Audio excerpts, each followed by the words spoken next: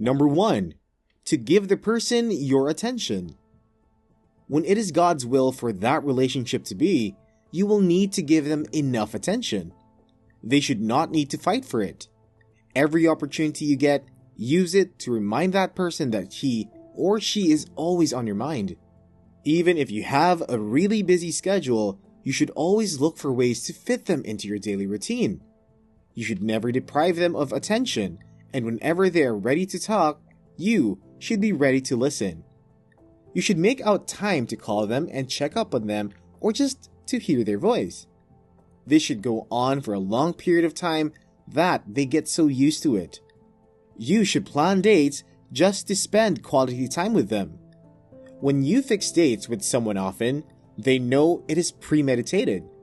Whenever they need your attention, you should be ready to give it to them with no complaints. Getting attention from someone you really desire attention from is a good thing. It makes people feel loved and very much on top of the world. When they enjoy your company, they will crave to spend more time with you.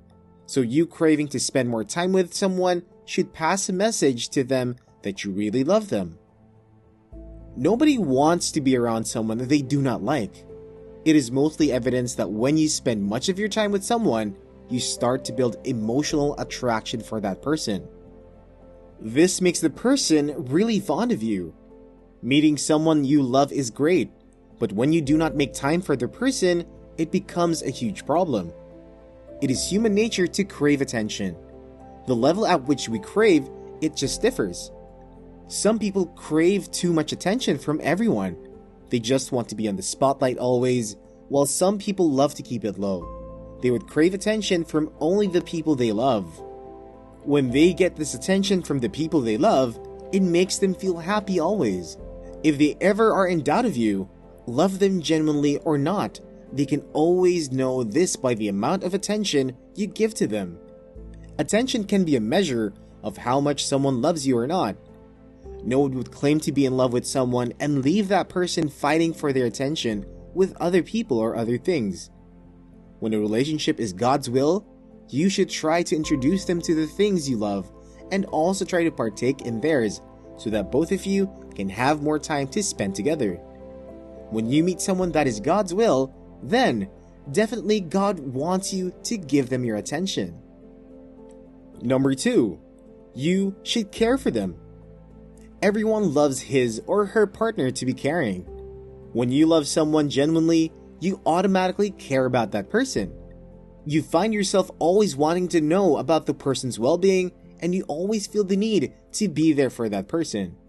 Whenever the person feels down, you always feel the need to cheer them up.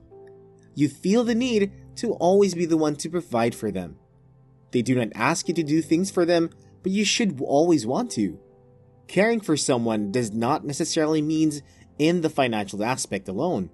It could be cheering someone up when they feel down or helping them on a project. It could also be staying strong beside them during their trial times or when they are sick. Though caring for someone does not automatically mean you want to spend the rest of your life with them. Of course, you can care so much for a friend too, but you cannot be in love with someone and not care about them. This makes caring one of the behaviors people watch out for whenever they want to know if you love them or not. When you care about someone, you go the extra mile to see them happy. Their happiness and well-being becomes your top priority. You're always involved in their problems and constantly looking for solutions for them. When they tell you about a situation they find themselves in, your instinct is never to judge them. All you should be concerned about is to find a solution for them to get them out of the problem.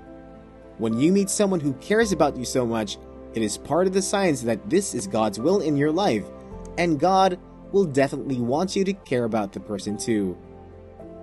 Number 3, you should include them in your plans.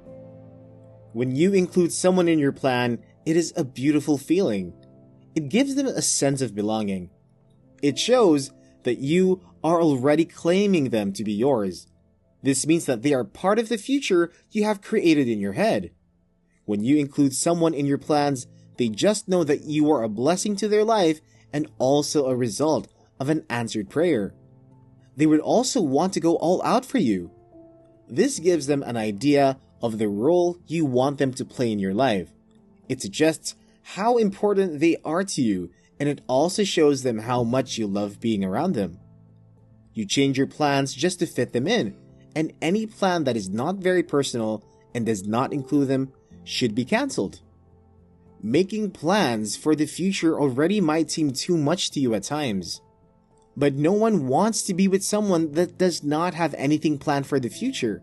Though, God knows it all and He is in full control of whatever is going to happen in the future. It is also better to be proactive. Let your head be somewhere and then call on God to see you through.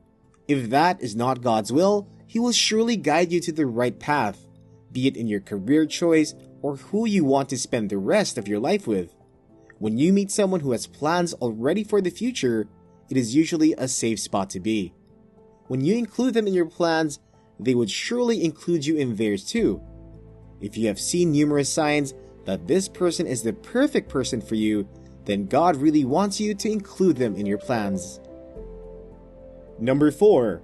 You should introduce them to everyone. You should want them to meet everyone that means so much to you. When you are with someone that is God's will, always introduce them to the people close to you. Then they can be sure that you really love them and have a future already planned with them. To feel really safe in a relationship, you have to meet the people that are most important to your partner too, and see if they accept you or not. This means they can see a future with you, and they also see you as being part of the family. This might only happen if you're willing to introduce them to your people too. You should always want your whole friends and family to accept them with their open arms and welcome them into your life. This is like an assurance that you want to be with them forever. It shows that you are not in the relationship to play games with them. You should always make them a major part of your future. When you meet someone that is God's will for you in your life, then you can be sure that God wants you to introduce them to your family and also want them to introduce you to theirs. Number 5. Pray about the relationship. No matter the situation, God will always want you to pray about their situation. God is ready to reveal to you someone who is His will for you or not. This will never happen if you do not pray to God. If you do not pray to God, you will never have that personal relationship with God, and you will be lost. Even if your relationship is already going fine, you still need to pray to God so that it continues to go smoothly. If there is a problem with your relationship, it is only God that has the solution to all problems, so you need to pray to Him at all time. He will guide and protect you on what to do and throughout your journey. You should learn to call on God whenever you are facing any trouble and need help. Even before going into that relationship, you need to inform God about it to know if it is His will or not. This will make you certain that you are with the right person for you. So, whenever there is any issue, you can always ask God for a way out, and God is ever willing to help you out.